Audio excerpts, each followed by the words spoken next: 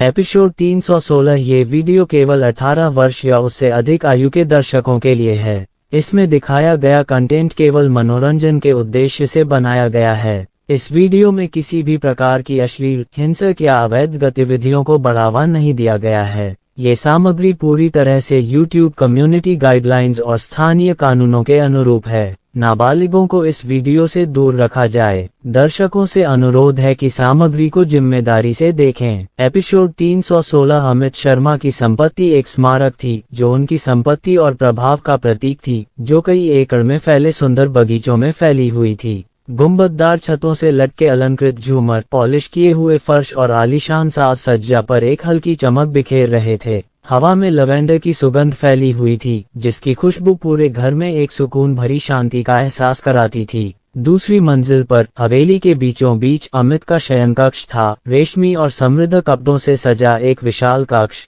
जिसका हर विवरण स्वाद और शक्ति दोनों को दर्शाने के लिए सावधानी से चुना गया था। गहरे मध्यरात्रि नीले रंग के भारी पर्दे किसी भी तरह की रोशनी को रोकने के लिए कसकर खींचे गए थे, जिससे कमरा अंधेरे में सिमट गया था। आज रात वह गहरी नींद में था। उसका मन एक दुर्लभ शांति की अवस्था में डूबा हुआ था, अपने पद की अथक मांगों और सत्ता की निरंतर सतर्कता से एक क्षणिक राहत। फिलहाल उसके जीवन में सब कुछ पूरी तरह से व्यवस्थित था और वहां लेटे हुए उसके लिए यह विश्वास करना आसान था कि उसके शयनकक्ष की दीवारों के बाहर की दुनिया भी उतनी ही नियंत्रित और सुरक्षित है। लेकिन आधी रात को अचानक उनके दरवाजे पर हुई जोरदार दस्तक से सन्नाटा टूट गया। पहले तो अमित थोड़ा सा ही हिला। उसका मन ठंड में आरामदायक नींद छोड़ने को तैयार नहीं था। दस्तक तेज होती गई और भी जोरदार होती गई। आखिरकार उसकी भौहें सिकुड़ गईं और वह करवट बदलकर पलट गया, इस अनचाही रुकावट से परेशान होकर। धीरे धीरे उसने अपनी आंखें खोलीं, दालान से आती धुंधली रोशनी से आंखें सिकुड़ते हुए। जैसे जैसे दस्तक जारी रही, उसकी चिड़चिड़ाहट बढ़ती गई। हर दस्तक उसकी आधी रात की नींद की शांति को भंग कर रही थी। वह एक धीमी आह भरते हुए उठ बैठा, कनपटियां रगड़ते हुए, फिर रेशमी चोगा पहना, पैरों में चप्पलें डाली और धीरे धीरे दरवाजे की ओर बढ़ा। दस्तकें लगातार जारी रहीं और उसके अंदर झुंझलाहट का एक उभार उमड़ पड़ा। इस समय उसे परेशान करने की हिम्मत किसने की? दरवाजे पर पहुंचते ही उसने उसे जोर से खींचकर खोला, ये सोचकर कि कोई मामूली बात होगी जो सुबह तक आसानी से टल सकती थी। लेकिन वहां उसके सामने उसका मुख्य बटलर खड़ा था, जो स्पष्ट रूप से परेशान था। उसका चेहरा पीला और आंखें फैली हुई थीं और उसके पूरे शरीर में भय व्याप्त था। अमित बड़बड़ाया, अपनी नाराजगी बमुश्किल छिपा पाया। आखिर ऐसी क्या जरूरत थी कि आधी रात को मेरी नींद में खलल डालने का फैसला किया? मुसीबत सर, मुसीबत है, बड़ी मुसीबत। अमित शर्मा अचानक जाग गए। उनके बटलर की आवाज की गंभीरता को समझते ही उनका दिल तेजी से धड़कने लगा। उन्होंने अपनी निगाहें सामने कांपते हुए आदमी पर गड़ा दी। नींद का सारा नामोनिशान उनसे गायब हो गया। तुम क्या बकवास कर रहे हो? मुझ पर कोई लांछन लगा रहे हो? अमित ने तीखी आवाज में कहा, हालांकि उसके स्वर में थोड़ा सा संदेह भी था। अब अपनी सफाई दो। बटलर ने अपना संयम बनाए रखने की कोशिश करते हुए हाँफते हुए कहा, सर, ये सब न्यूज में है। वीडियो रिकॉर्डिंग हर जगह है। मैंने इसे बंद करने की कोशिश की, लेकिन हर चैनल पर यही फुटेज चल रहा है। ये आप ही हैं, सर। अमित का जबड़ा कस गया और हाथ मुट्ठियों में भींच गए। तुम कह रहे हो कि उनके पास वीडियो हैं, लेकिन उनमें क्या है? बटलर हिचकिचाया। उसके चेहरे पर डर छाया हुआ था। बात विदेशी खातों की है, विरोध प्रदर्शनों की है, यहाँ तक कि ठेकेदारों की भी है। सब कुछ दिखाया जा रहा है साहब। वे आपको देशद्रोही कह रहे हैं, और सिर्फ आपको ही नहीं, पूरे प्रशासन को। अमित की दुनिया जैसे ही उसके मन में उतरी, वह मानो हिल गया। वह दरवाजे पर निश्चल खड़ा रहा। उसका मन तेजी से दौड़ रहा था। पहली बार उसे अपने किले की दीवारें दरकती हुई महसूस हुईं। अमित का खून जम गया। उन्हें कोई हक नहीं है, वह बुदबुदाया। उसकी आवाज कांप रही थी, क्योंकि जो कुछ हो रहा था उसका बोझ उस पर हावी होने लगा था। ये सिर्फ बदनाम करने का अभियान नहीं था। किसी ने बहुत गहराई में जाकर उन सबसे गहरे राजों को उजागर कर दिया था, जिन्हें वह हमेशा के लिए दफन कर चुका था। उसने गहरी सांस ली और खुद को संभालते हुए कहा, और कौन जाने बाकी मंत्रियों का क्या? सर, सिर्फ आप ही नहीं हैं, बटलर ने फुसफुसाते हुए जवाब दिया। हर चैनल, हर सोशल प्लेटफॉर्म, वे राजपूत कमांड स्ट्रक्चर के हर अधिकारी को निशाना बना रहे हैं। पूरा देश खलबली मचा रहा है। लोग कह रहे हैं कि राजपूत सब कुछ नियंत्रित कर रहे हैं। उन्होंने कहा, प्रधानमंत्री, चुनाव, यहाँ तक कि बाजार भी। उनका स्वर भय से भरा हुआ था। अमित का दिमाग इस हमले का जवाब ढूंढने के लिए बेचैन था, लेकिन अंदर ही अंदर उसे पता था कि इस रिसाव का पैमाना उससे कहीं ज्यादा था जिसका उसने पहले कभी सामना नहीं किया था। संचार टीम को तैयार रखो, उन्होंने दृढ़ निश्चय से भरी आवाज में आदेश दिया। हमें कुछ करना ही होगा, मेरे सलाहकारों को बुलाओ, अभी। बटलर ने जल्दी से कांपते हुए सिर हिलाया और जल्दी से चला गया। अमित को अकेला छोड़ दिया। उसके विचार भय और क्रोध से भारी थे। अंडरस्को इंदिरा में अराजकता जंगल की आग की तरह फैल गई। राजनीतिक दल और प्रमुख समाचार नेटवर्क एक के बाद एक घोटालों से घिर गए। नागरिक सदमे में देखकर दंग रह गए, क्योंकि उनकी स्क्रीन उच्चतम स्तर पर भ्रष्टाचार, विश्वासघात और हेराफेरी के निंदनीय दृश्यों से भर गईं। लेकिन अंतिम वीडियो, जिसमें राजपूत कमांड संरचना का खौफनाक विवरण दिखाया गया था, ने पूरे देश को स्तब्ध कर दिया। पीढ़ियों से राजपूतों ने लोकतंत्र की आड़ में अपनी शक्ति का प्रदर्शन करते हुए देश की राजनीति के ताने बाने में खुद को पिरोया हुआ था, लेकिन अब उनकी मजबूत पकड़ उजागर हो गई है। फुटेज ने उजागर कर दिया है कि कैसे राजपूतों ने शासन के हर पहलू को नियंत्रित किया, प्रधानमंत्री के चयन से लेकर वैश्विक व्यापार और सैन्य निर्णयों को प्रभावित करने तक। देश की जनता ने ये सच्चाई देख ली है कि उनके नेता कठपुतली से अधिक कुछ नहीं है। इस रहस्योद्घाटन ने राष्ट्र की पहचान की नींव ही हिला दी। राजपूतों ने न सिर्फ राजनीति को प्रभावित किया था, बल्कि वे उस पर कब्जा भी कर चुके थे। उनकी कमान सीमाओं से परे वैश्विक उद्यमों, खुफिया एजेंसियों और राजनीतिक क्षेत्रों तक फैली हुई थी। अकेले वित्तीय खुलासे ही चौंकाने वाले थे। खरबों डॉलर चुपचाप पिछले दरवाजे से किए गए सौदों में फंसे हुए थे। उनकी शक्ति इंद्र से भी कहीं आगे तक फैली हुई थी। उन्होंने लोकतंत्र की आड़ में नामात्र के नेता नियुक्त किए, चुनावों को नियंत्रित किया और जनता की धारणा को प्रभावित किया। आम नागरिकों के लिए, जिन्हें नेता चुनने की अपनी शक्ति पर भरोसा था, ये खुलासा चकनाचूर कर देने वाला था। जिस व्यवस्था पर उन्होंने भरोसा किया था, जिन नेताओं का उन्होंने सम्मान किया था, ये सब दिखावा था। वे एक ऐसे खेल के मोहरे मात्र थे जिसकी जिंदगी उन ताकतों के हाथों में थी जिनके अस्तित्व के बारे में उन्हें कभी पता ही नहीं था। कुछ लोग अविश्वास में ही रहे, वीडियो को कृत्रिम बुद्धिमत्ता, आई की बनावटी या जानबूझकर की गई हेराफेरी बताकर खारिज कर दिया। लेकिन हर नए वीडियो और हर नए सबूत के साथ इनकार करना नामुमकिन होता गया। रिकॉर्डिंग्स निर्विवाद थीं, हर विवरण बेहद सटीक था। यह एक समन्वित, व्यवस्थित खुलासा था जिसने संदेह की कोई गुंजाइश नहीं छोड़ी। जैसे जैसे सबूत सामने आते गए, जनता का गुस्सा उबलने लगा। प्रदर्शनकारी सड़कों और शहर के बीचों बीच न्याय की मांग करते हुए, इस्तीफे की मांग करते हुए और विश्वासघात का विरोध करते हुए उमड़ पड़े। वे आक्रोशित तो थे, लेकिन उससे भी ज्यादा वे डरे हुए थे। ये सोचकर ही कि उन्हें एक दिखावटी लोकतंत्र में विश्वास दिलाया गया है, उनके दिलों में दहशत फैल गई। ऐसा लगा जैसे उनके पैरों तले जमीन खिसक गई हो। तूफान को शांत करने की आखिरी कोशिश में न्यूज नेटवर्क्स ने वीडियो को फर्जी बताकर स्थिति को संभालने की कोशिश की। एंकर स्क्रीन पर दिखाई दिए और दावा किया कि ये देश को अस्थिर करने की एक सुनियोजित साजिश का हिस्सा है। उन्होंने जोर देकर कहा कि राजपूत देशभक्त हैं और देश की समृद्धि के लिए प्रतिबद्ध हैं। लेकिन प्रसारण के कुछ ही मिनटों के भीतर उनकी कहानी बिखर गई। नए ऑडियो रिकॉर्डिंग सामने आए जिसने मीडिया की कहानी को तहस नहस कर दिया। रिकॉर्डिंग में उच्च पदस्थ मंत्रियों और मीडिया अधिकारियों की आवाजें जनता को बरगलाने की रणनीतियों पर चर्चा करते हुए सुनी जा सकती थीं। पत्रकारों को सरकार के पर्दा डालने का समर्थन करने और घोटाले से जनता का ध्यान भटकाने के निर्देश देते हुए ये बात स्पष्ट थी कि मीडिया भी सरकार के साथ मिलीभगत रखता था, और इसके साथ ही मीडिया की बची कुची विश्वसनीयता भी खत्म हो गई। जनता का गुस्सा बढ़ता ही गया, क्योंकि सच्चाई को नकारने की हर कोशिश उनकी बुद्धिमत्ता का एक और अपमान बन गई। इंद्र क्रोध के ऐसे तूफान में घिर गया जैसा उसने पहले कभी नहीं देखा था, क्योंकि उच्चतम स्तर पर विश्वासघात की गूंज हर घर, हर समुदाय में गूंज रही थी। ये कहना गलत नहीं होगा कि इस सारे खुलासे के बोझ तले उसके लोकतंत्र की नींव हिल रही थी।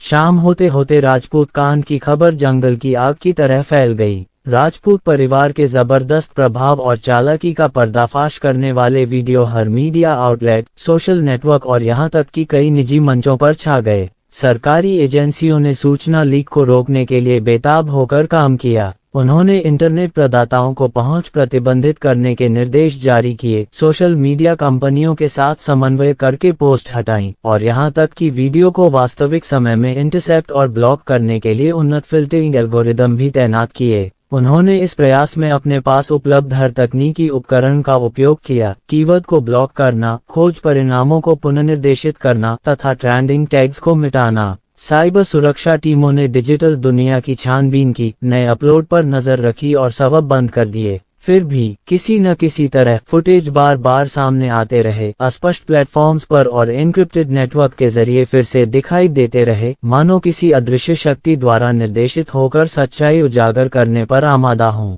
तमाम कोशिशों के बावजूद सामग्री सर्वव्यापी बनी रही और जितनी तेजी से वे उसे दबा सकते थे, उससे कहीं ज्यादा तेजी से फैलती रही। सरकारी अधिकारियों को शक होने लगा कि कोई शक्तिशाली संस्था जो उनकी मानक रणनीतियों की पहुंच से बहुत दूर है, इन लीक के पीछे सक्रिय है और यह सुनिश्चित करने पर आमादा है कि सच्चाई को दबाया न जा सके। जैसे जैसे सार्वजनिक अशांति बढ़ती गई, प्रधानमंत्री और प्रशासन के प्रवक्ता राजेश पटेल को बढ़ते असंतोष को शांत करने के लिए राष्ट्र को संबोधित करने का चुनौतीपूर्ण कार्य सौंपा गया। नेता के रूप में अपनी भूमिका के तहत अब वे उस स्थिति का सामना करने वाले व्यक्ति थे जिसे प्रशासन के इतिहास का सबसे अंधकार में समय माना जा सकता है। जल्दबाजी में बनाए गए प्रसारण स्टूडियो में कैमरों के सामने खड़े होकर उन्होंने देशभक्ति से ओतप्रोत भाषण दिया तथा विस्फोटक खुलासों को खारिज करने का प्रयास किया। इंद्र के नागरिकों, उन्होंने गंभीर और दृढ़ विश्वास से भरे स्वर में कहा, मैं आज रात आपके सामने हमारे प्यारे राष्ट्र पर हुए उस घृणित हमले की निंदा करने आया हूँ। ये तथाकथित खुलासे निराधार मनगढ़ंत बातों के अलावा और कुछ नहीं है, हमारे राज्य के दुश्मनों द्वारा गढ़े गए धूर्त झूठ जो हमारी समृद्धि को कमजोर करना और हमारी एकता को तोड़ना चाहते हैं। वे उस एकता को तोड़ने के लिए झूठ का हथियार बना रहे हैं जिसे हमने एक राष्ट्र के रूप में मिलकर बनाया है। पटेल की आवाज और भी जोरदार होती गई। राजपूत एक सम्मानित परिवार हैं, लेकिन ये धारणा कि वे हमारी सरकार को नियंत्रित करते हैं बेतुकी है। वे एक छोटा असंबंधित परिवार हैं जिनका हमारे फैसलों पर कोई प्रभाव नहीं है। ये सभी वीडियो फर्जी हैं, डिजिटल हेरफेर और धोखाधड़ी से संपादन करके बनाए गए हैं। इनका कोई सबूत नहीं है, कोई विश्वसनीयता नहीं है, बस हमें बदनाम करने के लिए बदनामी की जा रही है। उन्होंने प्रभाव डालने के लिए थोड़ा रुककर कैमरे पर नजर दौड़ाई। उनके हाव भाव गंभीर थे। हम आपकी चुनी हुई सरकार, जनता के सेवक हैं। हमें आपने आपके लिए चुना है और हमारा अस्तित्व केवल इंद्र के कल्याण के लिए है। हमने मध्यम और निम्न वर्ग के उत्थान के लिए अथक प्रयास किया है, जिससे हमारे महान राष्ट्र के लिए स्वर्ण युग का सूत्रपात हुआ है। इसके बाद पटेल ने कई बड़े बड़े दावे किए जो कई लोगों को जितने दिखावटी लगे उतने ही खोखले भी। हमारे नेतृत्व में बेरोजगारी अब तक के सबसे निचले स्तर पर है और हमारी अर्थव्यवस्था पहले से कहीं ज्यादा तेजी से बढ़ रही है। हर दिन हम रोजगार, आशा और समृद्धि लेकर आते हैं। यह इंद्र का अब तक का सबसे समृद्ध कार्यकाल है। जो कोई इसके विपरीत कह रहा है वह सच्चाई से अनजान है। उन्होंने जोर देकर कहा, हम इस देश के ईमानदार संरक्षक हैं। किसी भी घोटाले, भ्रष्टाचार या विश्वासघात का दोष हम पर नहीं मढ़ा जा सकता। हम आपके प्रति उतने ही समर्पित हैं जितने उस पहले दिन थे जब आपने हमें चुना था। फिर भी देखने वालों के लिए इस भाषण ने आग में घी डालने का ही काम किया। ज्यादातर लोगों के लिए बेरोजगारी कम से कोसों दूर थी और आर्थिक संकट एक ऐसी हकीकत थी जिसे सिर्फ भाषणों से मिटाया नहीं जा सकता था। कई लोग इस बात पर भड़के कि यह स्पष्ट सत्य को छिपाने की जबरदस्त कोशिश है। जब उनका जीवन कठिनाइयों से भरा था और उन्हें 2 वक्त की रोटी जुटाने के लिए भी संघर्ष करना पड़ रहा था, तो कोई सरकारी प्रतिनिधि समृद्धि की बात करने की हिम्मत कैसे कर सकता था। हालांकि इस विशाल देश में अनगिनत लोगों के समूह रहते थे जो मुखौटों से एक दूसरे से जुड़े हुए थे। इंद्र की आबादी पहले से ही विभाजित थी। एक गुट सरकार के प्रति अंधभक्त था और अन्य गुट उसके धोखे को समझ रहे थे तथा उनमें नाराजगी बढ़ती जा रही थी। हालांकि इस कांड ने उनके विश्वास को हिला दिया था, लेकिन वफादारों के लिए पटेल के भाषण ने उन्हें अपने विश्वासों पर अड़े रहने के लिए पर्याप्त कारण दिए, भले ही थोड़े से ही सही। दूसरी ओर जो लोग लंबे समय से सरकार का विरोध कर रहे थे वे गुस्से से लाल पीले थे। पटेल का भाषण एक अपमान जैसा लगा, उन कठोर सच्चाइयों को खारिज करने जैसा जिनसे वे हर दिन गुजरते थे। आमतौर पर विपक्षी दल ऐसी किसी भी भूल का फायदा उठाने का मौका जरूर लेते, लेकिन वे भी अपने साथ जुड़े अनगिनत घोटालों और काले धन के लेन देन के खातों की जटिलता के कारण चुप हो गए और उसी व्यवस्था को अब वे ढहते हुए देख रहे थे। वे खुद को असहाय पाकर जनता के गुस्से से बचने के लिए राजनीतिक परिदृश्य से दूर हो गए। जैसे ही पटेल का प्रसारण समाप्त हुआ, इंदिरा में तनाव स्पष्ट दिखाई देने लगा। कुछ समूहों ने एकजुट होकर सोशल मीडिया का उपयोग करना शुरू कर दिया, समर्थन जुटाना शुरू कर दिया और असहमति की आवाज उठानी शुरू कर दी। लोगों को एहसास हो गया था कि यह एक बहुत बड़े हिसाब किताब की शुरुआत मात्र है। बहुत लंबे समय से उनसे झूठ बोला गया था, उन्हें बरगलाया गया था और नियंत्रित किया गया था, और अब जब सच्चाई सामने आने लगी थी तो वे क्रांति की कगार पर थे और अपने देश को उन लोगों से वापस पाने के लिए दृढ़ थे जिन्होंने उन्हें धोखा दिया था। हमारे साथ पुनः संगठित हो जाए और नए कार्य के सृजन में भाग लीजिए। मिस्टर हैंडसम, इस पर आपकी क्या राय है? सूरी ने अमन के कंधे पर अपनी पतली बाहें डालते हुए सोशल मीडिया पर फैल रही अराजकता को देखते हुए चंचलता से पूछा। हाँ, युद्ध सिर्फ सोशल मीडिया पर ही हो सकता था। अगर कोई सार्वजनिक रूप से सामने आकर विरोध करने की हिम्मत करता तो पुलिस और सेना को बेरहमी से पीटने की इजाजत होती, इसलिए ज्यादा विरोध प्रदर्शन नहीं होते। आखिरकार 10 में से 8 विरोध प्रदर्शनों को हमेशा विपक्ष ने ही हवा दी थी, लेकिन अब जब वे साफ तौर पर खामोश थे तो मुट्ठी भर पागलों ने ही आवाज उठाने की हिम्मत की। स्थिति अराजक है, अमन ने शांत स्वर में स्वीकार किया, लेकिन मैं नजर रख रहा हूँ। सूरी ने भौहें उठाईं और चुपचाप उससे विस्तार से बताने का आग्रह किया। क्या आपको लगता है कि मैं इतना मूर्ख हूँ कि इसके लिए पूरे देश को अस्थिर कर दूं? अमन ने उत्तर दिया। उसकी आवाज व्यंग्य से भरी हुई थी जब उसने समझाया, ये साइबर युद्ध है। ज्यादा से ज्यादा इसे देखने वालों की संख्या कुल आबादी का 10-15% हो सकती है और निम्न वर्ग के लोग अब भी इसके बारे में ज्यादातर कुछ नहीं जानते। अरोरा ये सुनिश्चित कर रहा है कि हानिकारक सामग्री का प्रसार न हो और विचारोत्तेजक चीजों को अदृश्य किया जा रहा है। अमन ने फिर कंधे उचकाते हुए कहा, कुछ महीनों बाद ये सभी खुलासे गुमनामी में खो जाएंगे और इन्हें महज षड्यंत्र सिद्धांत कहकर खारिज कर दिया जाएगा। सूरी ने मासूमियत का नाटक करते हुए मुंह बनाया, तो फिर तुमने बात छेड़ी ही क्यों?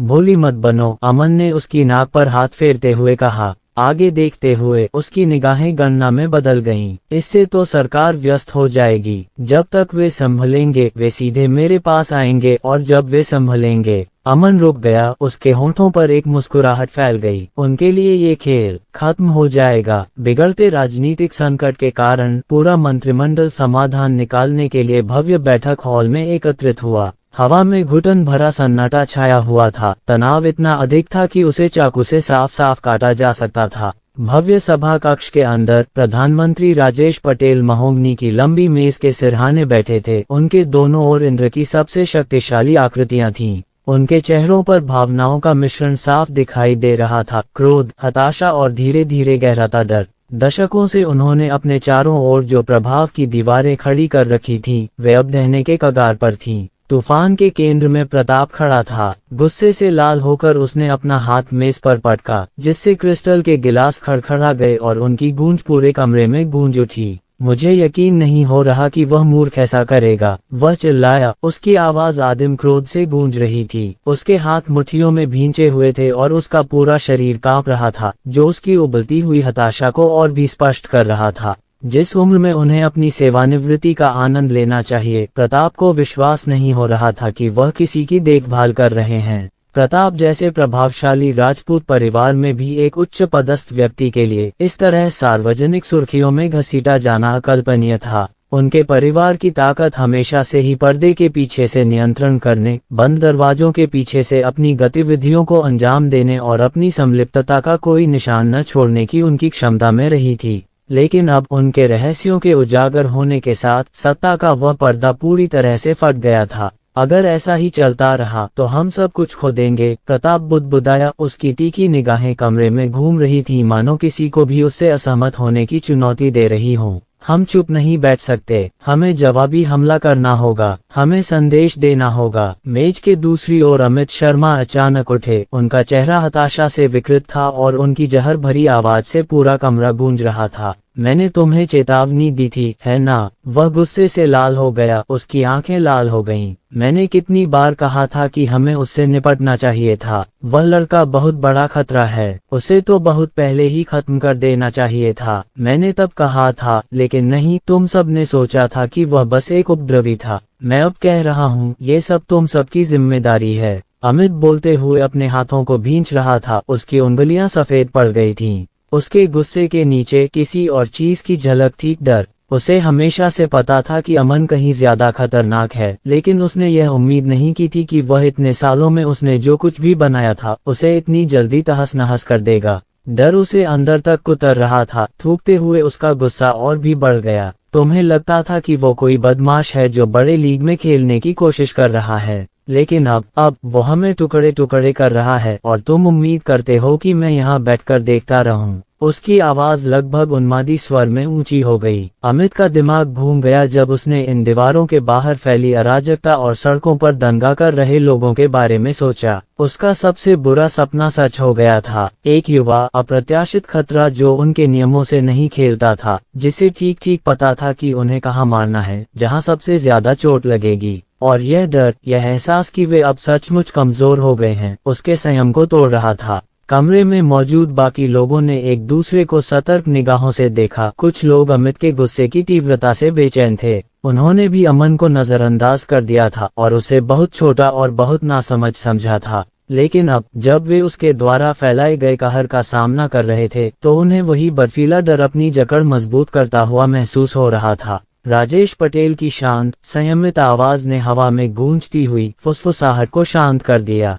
वह आगे झुका, उसकी नजर प्रताप पर जमी हुई थी। एक बात मुझे समझ नहीं आ रही है, एम्पायर पर नई कहानियों का अनुभव करें। उसके शब्दों ने सबका ध्यान खींचा और अमित भी कुछ क्षण के लिए रुक गया। उसने राजेश की ओर देखा और सोचा कि वह क्या कहना चाह रहा है। क्या बात है? उसके बगल में खड़े एक मंत्री ने धीमी आवाज में पूछा। राजेश की आंखें सिकुड़ गईं और उसने प्रताप को सीधे संबोधित किया। मुझे समझ नहीं आ रहा कि वो क्या चाहता है, उसने धीरे से पूछा। उसके शब्द सोच समझकर कहे गए थे और हर एक शब्द कमरे में भारी पड़ रहा था। इस हमले से वह क्या हासिल करना चाहता था? अगर उसका लक्ष्य कुछ लाभ प्राप्त करना था, तो वह इस जानकारी का इस्तेमाल हमें ब्लैकमेल करने, हमें नियंत्रित करने के लिए कर सकता था। लेकिन उसने ऐसा नहीं किया। इसके बजाय उसने सब कुछ खुलेआम कर दिया। कोई चेतावनी नहीं, कोई मांग नहीं, कोई बातचीत नहीं, बस एक विस्फोट। कमरे में एक असहज सन्नाटा छा गया। हर कोई राजेश द्वारा उठाए गए सवाल से जूझ रहा था।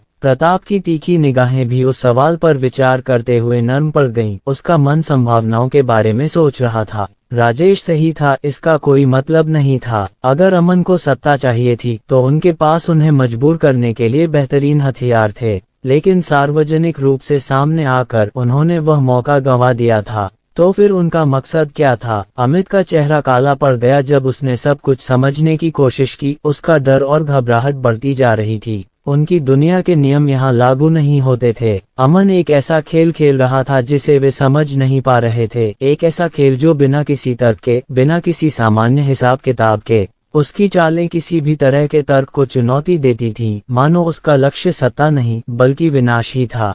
जैसे ही कमरे में फिर से तनावपूर्ण सन्नाटा छा गया, एक मंत्री आगे झुका। उसका चेहरा संदेह से भरा हुआ था। शायद, उसने सावधानी से कहा, अमन बस एक मोहरा है, किसी और ने इस्तेमाल किया है। हो सकता है कि वह किसी और का, शायद किसी और देश का हथियार हो, जो उसे हम पर हमला करने के लिए इस्तेमाल कर रहा हो। ये सुझाव पूरे हॉल में गूंज उठा। सबका ध्यान अपनी ओर खींचा, साथ ही विचारमग्न सिर हिलाने और बेचैन नजरों से देखा। अमित इस सिद्धांत से इतना प्रभावित हुआ कि लगभग अपनी कुर्सी से उछल पड़ा। उसकी हताशा उस विचार से जीवन रेखा की तरह चिपकी हुई थी। हाँ, यही है, यही होना चाहिए, अमित ने कहा। उसकी आंखें नए विश्वास से चमक रही थीं। यही एकमात्र कारण है। यहाँ कोई भी इस तरह की अराजकता किसी बड़े, छिपे हुए हाथ के मार्गदर्शन के बिना नहीं ला सकता। उसे नियंत्रित किया जा रहा है, मुझे इस बात का पूरा यकीन है। जरा सोचो, इतने लंबे समय तक उसे माइक्रोसॉफ्ट का समर्थन मिला था। और सूरी को मत भूलना, उस कुतिया को। तुम सब ने देखा होगा कि नाथनियल ने उसे बचाने के लिए अपनी सारी ताकत झोंक दी थी, उसने गुस्से से कहा। उसकी बातें दिल को छू गईं। कमरे में गहरा सन्नाटा छा गया। सबके मन में शक की लहर दौड़ गई और वे सोचने लगे कि क्या अमन ने किसी और के साथ कोई सौदा कर लिया है। राजेश ने आह भरी और सिर हिलाकर अमित को बैठने का इशारा किया। उसके चेहरे पर निराशा और थकान का मिला जुला भाव था। अमित, उसने दृढ़ता से कहा, शांत हो जाओ, यह विदेशी प्रभाव का मामला नहीं है। अमित ने राजेश की तरफ देखा। उसकी उत्सुकता कम तो हुई पर पूरी तरह से खत्म नहीं हुई, मानो वह किसी भी ऐसे स्पष्टीकरण को पकड़ना चाहता हो जिससे उसे अमन की हरकतों के पीछे की कुछ समझ मिल सके। लेकिन राजेश का स्वर दृढ़ था। राजेश ने स्थिर स्वर में कहा, यदि अन्य देश हम पर हमला करना भी चाहें तो वे ऐसा नहीं करेंगे। कोई भी देश इस तरह व्यवस्था को उलट पुलट कर खुद को उजागर करने का जोखिम नहीं उठाएगा। ये पृष्ठभूमि की ताकतें जिस तरह काम करती हैं, वे स्थिरता के भ्रम में फलती फूलती हैं। अगर एक देश के रहस्य उजागर होते हैं तो बाकी देश भी अनिवार्य रूप से खुले में घसीटे जाएंगे। ये सिर्फ इंद्र की बात नहीं है। अगर हमारा संघ गिर गया तो पूरा संघ ही बिखर जाएगा। इसका एक व्यापक प्रभाव होगा, सिर्फ हमारा ही नहीं बल्कि हर वह गठबंधन जो अस्तित्व के लिए गोपनीयता पर निर्भर है, बिखर जाएगा। उसकी नजर प्रताप पर गई, जिसकी तीखी आंखें उसे गौर से देख रही थीं और उनमें समझ उभर रही थी। राजेश आगे बोला, अगर राजपूत हार गए तो हम हारेंगे नहीं, पूरा संतुलन खतरे में है। और यकीन मानिए, उसने अपनी आवाज में ठंडे लोहे की झिलमिलाहट के साथ कहा, हम अकेले नहीं हारेंगे। आखिर हम अकेले देश तो नहीं है जिसके हितों का इतना गहरा उलझा हुआ जाल है। प्रताप ने धीरे से सिर हिलाया। उसका चेहरा गंभीर निश्चय से कठोर हो गया। जरूर, उसने धीरे से कहा। उसकी आवाज में धमकी भरी थी। अगर मैं गिर गया तो मैं बाकियों को भी अपने साथ नीचे खींच लूंगा। जो लोग सोचते हैं कि वे किनारे से देख सकते हैं, ये सोचकर कि हम संघर्ष करते हुए वे सुरक्षित हैं, उन्हें आश्चर्य होगा। ये संघ सुविधानुसार गठबंधनों पर बना है और अगर मुझे अपनी जगह बचाने के लिए उनमें से हर एक को तोड़ना भी पड़े तो मैं कर दूंगा। उसकी आवाज भारी, जहरीली और दृढ़ हो गई। उसकी आंखें खून से लथपथ हो गईं। अगर मुझे कोई चोट लगी तो मैं ये सुनिश्चित करूंगा कि पूरी दुनिया मेरे साथ डूब जाए। प्रताप की बातों पर गौर करते हुए राजेश की आंखें सिकुड़ गईं और बोलते बोलते उसकी आवाज धीमी पड़ गई। शायद अमन को सत्ता या नियंत्रण की भी परवाह नहीं है। शायद उसका एकमात्र लक्ष्य हमारी बनाई हुई हर चीज को तहस नहस करना है। प्रताप का चेहरा पीला पड़ गया। उस संभावना की गंभीरता उसके मन में घर कर गई। उसके दिमाग में तेजी से विचार आने लगे। सालों से उसने प्रतिद्वंद्वियों, नियंत्रित राजनेताओं और दबंग एजेंटों से काम लिया था। हर कोई अपना स्वार्थ साधता था, हर कोई अपनी अपनी हिस्सेदारी के लिए भूखा था। लेकिन अमन, ऐसा लग रहा था कि वह आदमी कुछ भी नहीं चाहता था सिवाय उस पूरी व्यवस्था को ध्वस्त करने के जिसे मजबूत करने में उन्होंने अपना जीवन लगा दिया था। मैं इस पर विश्वास नहीं करता, अमित ने उपहासपूर्वक कहा, यद्यपि उसकी आवाज में दृढ़ विश्वास का अभाव था। मेज के चारों ओर बैठे लोगों ने बेचैनी भरी नजरों से एक दूसरे को देखा। एक ऐसा दुश्मन जिसका कोई स्पष्ट मकसद नहीं था, एक ऐसा दुश्मन जो उनके हर ज्ञात तौर तरीके को चुनौती देता था। अब तक उनके सामने आए किसी भी दुश्मन से ज्यादा खतरनाक था। वे चारों ओर से घिर गए थे, एक ऐसे व्यक्ति के सामने जो उनके हर नियम, हर रणनीति के खिलाफ था। प्रताप ने गहरी, स्थिर सांस ली। उसकी आंखों में एक खतरनाक चमक थी। अमित, तुम सही कह रहे हो, उसने धीरे से कहा। उसकी आवाज में अंतिमता का बोझ था। हम अब और बर्दाश्त नहीं कर सकते। हम उसका अस्तित्व स्वीकार नहीं कर सकते। जैसा वह है वैसा नहीं। उसका दिमाग, उसका हुनर, ये सब कुछ के लिए बहुत बड़ा खतरा है। अगर हम उसे अपने पक्ष में नहीं ला सकते तो हमें उसे खत्म करना होगा। अगर वह हमारी गिरफ्त से निकल गया तो हमारी बनाई हर चीज पर कहर बरपा सकता है। राजेश की नजरें प्रताप से मिली। उसकी नजरें खोज रही थीं। तो हमारी योजना क्या है? उसने पूछा। उसकी आवाज में फुसफुसाहट जैसी कोई बात नहीं थी। प्रताप के जवाब का इंतजार करते हुए उसके स्वर में तनाव और बेचैनी थी। प्रताप का जबड़ा कस गया। उसका दिमाग तेजी से जोखिमों और जरूरी कदमों का अंदाजा लगा रहा था। सबसे पहले उसने ठंडी और तीखी आवाज में कहा, हम उसकी हर संभव मदद के रास्ते बंद कर देंगे। हम उसे अलग थलग कर देंगे और उसके संपर्कों को कमजोर कर देंगे। हम उसके हर गठबंधन को उसके खिलाफ कर देंगे। उसके हर संसाधन छीन लेंगे। वह आगे झुका। उसकी आवाज धीमी हो गई। फिर हम वार करते हैं, आधे अधूरे उपायों या झिझक के साथ नहीं। हम उसे पूरी ताकत से मार गिराते हैं, बिना किसी हिचकिचाहट के, बिना किसी दया के। अमित के चेहरे पर एक भयावह मुस्कुराहट आ गई। उसकी उत्सुकता लौट आई। अब यह एक ऐसी योजना है जिसका मैं समर्थन कर सकता हूँ। आपकी यात्रा साम्राज्य के साथ जारी है। राजेश ने धीरे से सिर हिलाया, प्रताप की रणनीति को समझते हुए और यह समझते हुए कि वे क्या करने जा रहे हैं। यह अब सत्ता की प्रतिद्वंद्विता नहीं थी, न ही नियंत्रण बनाए रखने की, यह अस्तित्व की लड़ाई थी। मेज के चारों ओर बैठे लोगों ने अपने आप को तैयार किया। प्रत्येक व्यक्ति चुपचाप अपने चुने हुए रास्ते पर चलने के लिए प्रतिबद्ध था। ऐसा नहीं था कि उनके पास कोई विकल्प था। प्रताप का चेहरा एकाग्रता में बदल गया क्योंकि उसने अपने मन में अपनी योजना के अगले चरण की रूपरेखा बनाई और फिर राजेश और अन्य लोगों से ऊंची आवाज में बात की। चलो इस बार उसे निकोबार में सचमुच फंसाते हैं, उसने ठंडे अंदाज में कहा। हम उसे अलग थलग कर देंगे। हमें ये सुनिश्चित करना होगा कि अमन पूरी तरह से अलग थलग पड़ जाए। न कोई सहयोगी, न कोई संसाधन, न कोई संचार या सहायता। उसके पास कोई सहारा नहीं बचेगा। अमित ने सिर हिलाया, उसकी आंखों में दृढ़ निश्चय झलक रहा था। और जब तक वह अलग थलग रहेगा, हम धीरे धीरे अंडमान और निकोबार द्वीप समूह से नागरिकों को हटाना शुरू कर देंगे, उसने आगे कहा। कोई अचानक हरकत नहीं, हम उनकी जगह स्थानीय लोगों के वेश में सैनिकों को तैनात करेंगे। उसे कुछ भी शक नहीं होगा, कम से कम तब तक नहीं जब तक बहुत देर न हो जाए। राजेश पीछे झुक गया और अपनी उंगलियां मेज पर विचारपूर्वक थपथपाने लगा। हमें ये सुनिश्चित करना होगा कि कोई लीक न हो, उन्होंने संयमित लेकिन दृढ़ स्वर में कहा। उस क्षेत्र में तैनात हर एक व्यक्ति वफादार, विवेकशील और कार्रवाई के लिए तैयार होना चाहिए। अगर अमन को जरा भी भनक लग गई कि हम क्या करने वाले हैं, तो वह अपनी योजनाएं बदल सकता है या इससे भी बदतर नागरिकों का इस्तेमाल हमारे खिलाफ कर सकता है। उसकी नजरें कमरे में घूम रही थीं और कमरे में बैठे हर आदमी पर टिकी हुई थीं। समझा। पूरे कमरे में सहमति की धीमी सी ध्वनि गूंज उठी। प्रताप आगे झुका, उसकी आवाज गहरी होती गई और वह आगे बोला। एक बार जब हम नागरिकों की जगह सैनिकों को तैनात कर देंगे और पर्याप्त बल तैनात कर देंगे, तो हम अमन को एक आखिरी चेतावनी देंगे। उसे आत्मसमर्पण करने का एक मौका दिया जाएगा, खुद से बाहर निकलने का एक मौका। अमित के मुंह से एक कड़वी हंसी निकली, मानो वो कभी हार मान ही लेगा। वो इतना घमंडी है कि ऐसा नहीं कर सकता। वो तो बस यूं ही डटा रहेगा, ये सोचकर कि वो हमें मात दे सकता है। उसकी तथाकथित तकनीक उससे बेहतर है और वो हमारी ताकत पर भारी पड़ सकती है।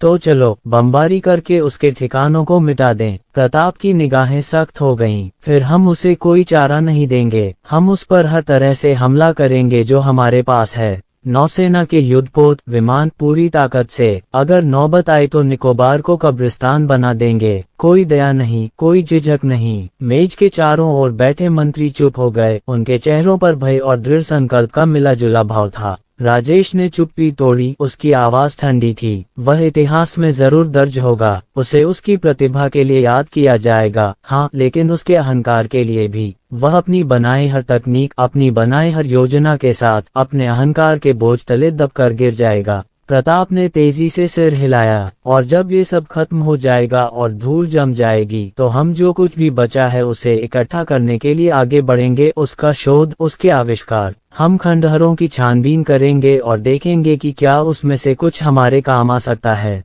उसकी प्रतिभा किसी न किसी तरह हमारे काम आएगी। राजेश ने कमरे का निरीक्षण किया और सुनिश्चित किया कि सभी लोग एकमत हैं। क्या हमें इसमें सभी का समर्थन प्राप्त है? ये कहते हुए उन्होंने विपक्ष में बैठे लोगों की ओर देखा। कुछ दौर की बहस के बाद सभी लोग प्रस्ताव पर सहमत हो गए। तो फिर हम आगे बढ़ते हैं, राजेश ने स्थिर और निर्णायक स्वर में घोषणा की। व्यवस्थाएं कर लो। आज के बाद अमन और उसकी विरासत इतिहास के एक अध्याय से ज्यादा कुछ नहीं है। एक ऐसा अध्याय जिसे हम खुद लिखेंगे। इसके साथ ही बैठक समाप्त हो गई। वे एक साझा उद्देश्य से बंधे हुए उठे और उन्हें पूरा एहसास था कि वे एक राष्ट्र की पूरी ताकत को एक ही व्यक्ति पर केंद्रित करने वाले हैं। _ संघ एक बीते युग का समूह था, एक अदृश्य शक्ति जो परछाइयों से तार खींचकर दुनिया का मार्गदर्शन कर रही थी। सदियों पहले बना ये संघ दुनिया के सबसे शक्तिशाली परिवारों का निर्माण था, एक ऐसा गठबंधन जो एकता से नहीं बल्कि जरूरत से पैदा हुआ था। पीढ़ियों से ये परिवार अपनी महत्वाकांक्षाओं को पूरा करने, धन संचय करने, रहस्यों की रक्षा करने और वर्चस्व हासिल करने के लिए बार बार संघर्ष करते रहे। लेकिन दिग्गजों को भी सीमाओं की आवश्यकता थी। बिना नियमन के उनके निरंतर संघर्ष की अराजकता से उसी दुनिया के ढहने का खतरा था जिस पर वे प्रभुत्व जमाना चाहते थे। इसलिए आपसी विनाश को रोकने के लिए उन्होंने संघ का गठन किया, एक गुप्त परिषद जो विवादों को नियंत्रण से बाहर होने से पहले सुलझाती थी। संघ का कोई आधिकारिक नाम, कोई प्रतीक तथा इसके अस्तित्व की कोई सार्वजनिक स्वीकृति नहीं थी, फिर भी इसका प्रभाव विश्व के हर कोने में फैला हुआ था। हालांकि इसे एक सामूहिक संगठन बनाया जाना था, लेकिन समय के साथ एक परिवार बाकियों से ऊपर उठ गया और इसका वास्तविक नेता बन गया थॉम्पसन। कई देशों को टक्कर देने लायक धन संपत्ति और हर प्रमुख अर्थव्यवस्था में व्याप्त प्रभाव के विशाल नेटवर्क के साथ थॉम्पसन ने चुपचाप संघ का संचालन किया और यह सुनिश्चित किया कि उनका प्रभुत्व निर्विवाद रहे। संघ ने कई भूमिकाएं निभाईं, लेकिन मूलतः यह एक द्वारपाल था। ये तय करता था कि कौन सत्ता में आएगा और कौन गिरेगा। कोई भी नेता, कोई भी निगम और कोई भी क्रांतिकारी इसकी मौन स्वीकृति के बिना उभर नहीं सकता था। जो लोग इसके अधिकार को दरकिनार करने या इसके आदेशों को चुनौती देने की हिम्मत करते थे, उनका तुरंत और निर्णायक रूप से निपटारा किया जाता था। तरीके अलग अलग थे, लेकिन नतीजा हमेशा एक ही होता था, पूरी तरह बर्बादी। व्यापार जगत में मुकदमों, प्रतिबंधों और बाजार में गिरावट के बोझ तले रातों रात पूरे समूह ढह जाते थे और ये सब संघ के अदृश्य हाथों द्वारा सुनियोजित ढंग से रचा जाता था। व्यक्तिगत स्तर पर सोच समझकर रचे गए घोटालों से प्रतिष्ठा धूमिल हो जाती थी और गठबंधन टूट जाते थे, क्योंकि कभी वफादार दोस्त और सहयोगी डर के मारे जहाज छोड़ देते थे। सबसे जिद्दी विद्रोहियों के लिए और भी बुरे उपाय थे गायब होना, दुर्घटनाएं और फुसफुसाती अफवाहें जो उन्हें इतिहास से भी मिटा देती थीं।